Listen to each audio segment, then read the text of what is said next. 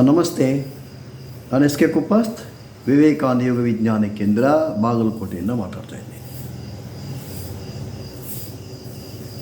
ಕೆಲಸ ಹೇಳ್ತಾರೆ, ಸರ್ ನಾನು ಎಷ್ಟೋ ದಿವಸದಿಂದ ಯೋಗ ಮಾಡ್ತಾ ಇದ್ದೀನಿ, ನನ್ನಲ್ಲಿ ಏನೂ ಪರಿವರ್ತನೆ ಆಗ್ತಾ ಇಲ್ಲ.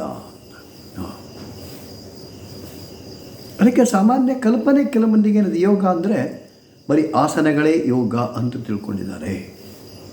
ಬರೀ ಪ್ರಾಣಾಯಾಮನೇ ಯೋಗ, ಬರೀ ಧ್ಯಾನನೇ ಯೋಗ, ಅಷ್ಟು ಮಾಡಿದರೆ ಆಯ್ತಪ್ಪ, ಸೊ ನನ್ನಲ್ಲಿ ಪರಿವರ್ತನೆ ಆಗುತ್ತೆ ಅಂತ.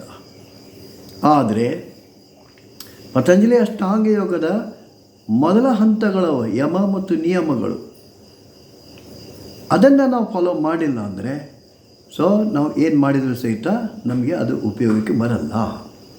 ಯಮ ಮತ್ತು ನಿಯಮಗಳ ಯೋಗದ ಫೌಂಡೇಶನ್ ಅಂತ ಹೇಳೋದು, ತಳಹದಿ. ಸೊ ಅದನ್ನು ಪರ್ಫೆಕ್ಟ್ ಆಸನಗಳನ್ನು ಕಲಿಸ್ಬೋದು, ಧ್ಯಾನ ಕಲಿಸ್ಬೋದು, ಪ್ರಾಣಾಯಾಮ ಕಲಿಸ್ಬೋದು.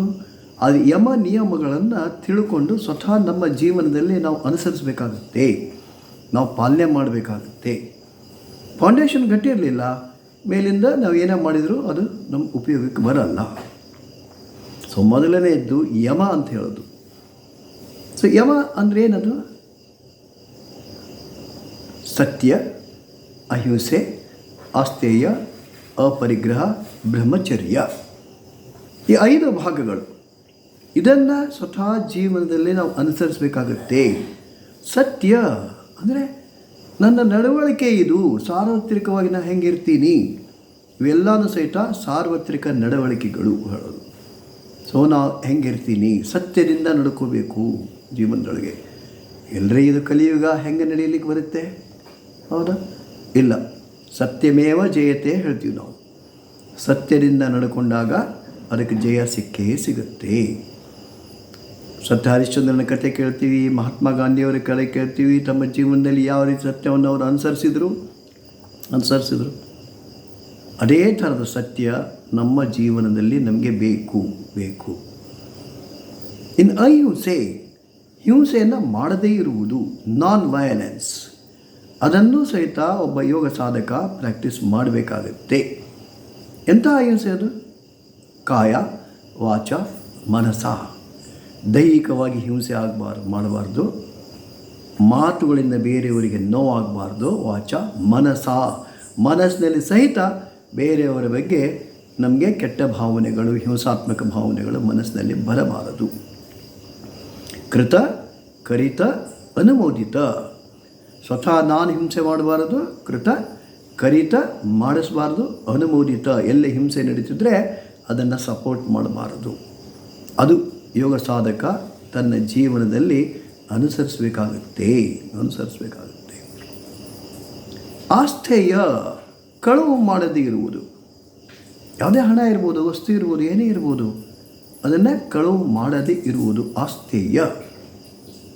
ಅಪರಿಗ್ರಹ, ಅವಶ್ಯಕತೆಗಿಂತ ಹೆಚ್ಚನ್ನು ಸಂಗ್ರಹ ಮಾಡಬಾರದು. ಸೊ ನಮಗೆ ಇವತ್ತಿಗೆ ಎಷ್ಟು ಬೇಕೋ ಅಷ್ಟನ್ನೇ ಇಡಬೇಕು. ಹೆಚ್ಚು ಸಂಗ್ರಹ ಮಾಡಿದಾಗ ಅದನ್ನು ರಕ್ಷಣೆ ಮಾಡ್ತಕ್ಕಂಥದ್ದು ಇರ್ಬೋದು, ಮತ್ತೊಂದು ಇರ್ಬೋದು, ಅದರದ್ದು ನಮಗೆ ತಲೆನೋವು ಬರ್ತಕ್ಕಂಥ ಕೆಲಸ ಇರುತ್ತೆ. ಅಪರಿಗ್ರಹ, ಅವಶ್ಯಕತೆಗಿಂತ ಹೆಚ್ಚನ್ನು ಸಂಗ್ರಹ ಮಾಡಬಾರದು. ಬ್ರಹ್ಮಚರ್ಯ ಅಂದರೆ ಸನ್ಯಾಸಿ ಆಗೋದಲ್ಲ, ಹಿಮಾಲಯಕ್ಕೆ ಹೋಗೋದಲ್ಲ, ಅಲ್ಲ. ಸಂಸಾರದಲ್ಲಿ ಇದ್ದೂ ಸಹಿತ ಬ್ರಹ್ಮಚರ್ಯವನ್ನು ಪಾಲನೆ ಮಾಡೋದು. ಯಾವಾಗ ಯಮಗದಲ್ಲಿರ್ತಕ್ಕಂಥ ಭಾಗಗಳನ್ನು ನಾವು ಅನುಸರಿಸ್ತೀವೋ ಆವಾಗ ನಮ್ಮಲ್ಲಿ ಮುಂದೆ ನಾವು ಮಾಡ್ತಕ್ಕಂಥ ಎಲ್ಲ ಕ್ರಿಯೆಗಳಲ್ಲಿ ನಮಗೆ ಅದರ ಯಶಸ್ಸು ಸಿಗುತ್ತೆ. ಸೊ ನಾವು ನೆಕ್ಸ್ಟ್ ನಾವು ನೋಡ್ತಾ ಇದ್ವಿ ನಿಯಮಗಳನ್ನು. ಸೊ ನಿಯಮಗಳ ಬಗ್ಗೆ ನಂತರ ಹೆಚ್ಚು ತಿಳ್ಕೊಳ್ಳಿಕ್ಕೆ ಪ್ರಯತ್ನ ಮಾಡೋದು. ಅದಕ್ಕೆ ಎಷ್ಟೋ ಸಲ ಕೆಲವು ಮಂದಿ ನಮ್ಮದು ವಿದ್ಯಾರ್ಥಿಗಳು ಹೇಳ್ತಾರೆ, ಕೆಲವು ದಿವಸ ಬರೋದು ಆಮೇಲೆ ಬಿಟ್ಟು ಬಿಡೋದು.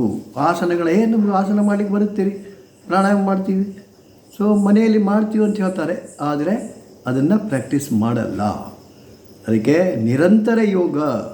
ಸೊ ನಮ್ಮ ನಡವಳಿಕೆಯಲ್ಲಿ ಬದಲಾವಣೆಗಳಾಗಬೇಕು. ಸೊ ಯೋಗ ಕಲ್ಚರ್ ಹೇಳೋದು, ಯೋಗದ ಒಂದು ಸಂಸ್ಕಾರ. ಸೊ ನಮ್ಮ ಇಡೀ ರಕ್ತಗತ ಆಗಬೇಕಂದ್ರೆ ಸೊ ನಮ್ಮ ನಿತ್ಯ ಯೋಗಗಳನ್ನು ನಾನು ಮನೆಯಲ್ಲಾದರೂ ಮಾಡಬೇಕು, ಯೋಗ ವರ್ಗಗಳಲ್ಲಾದರೂ ಭಾಗವಹಿಸಬೇಕು. ಸೊ ಅದಕ್ಕೆ ನಮ್ಮದು ವಿದ್ಯಾರ್ಥಿಗಳ ಅಪೇಕ್ಷೆ ಪ್ರಕಾರವೇ ನಮ್ಮದು ನಿರಂತರ ಯೋಗ ಕ್ಲಾಸ್ಗಳು ನಡೆಯುತ್ತೆ. ಸೊ ಬೆಳಗ್ಗೆ 6ರಿಂದ 7, ಸಂಜೆ 6ರಿಂದ 7, ಬೋತ್ ಆಫ್ಲೈನ್ ಆ್ಯಂಡ್ ಆನ್ಲೈನ್ ನಿರಂತರ ಯೋಗ ವರ್ಗಗಳು. ಅದರಲ್ಲಿ ಭಾಗವಹಿಸಿ ಮತ್ತು ಯೋಗದ ಸಂಸ್ಕಾರವನ್ನು ನಿರಂತರವಾಗಿ ನಮ್ಮಲ್ಲಿ ಇಟ್ಕೋಬೇಕು. ಜೊತೆಗೆ ನಮ್ಮ ಕುಟುಂಬದ ಸದಸ್ಯರಿಗೂ ನಮ್ಮ ನೆರೆಹೊರೆಯವರಿಗೂ ಇದನ್ನು ಸ್ಪ್ರೆಡ್ ಮಾಡಬೇಕು. ಧನ್ಯವಾದಗಳು.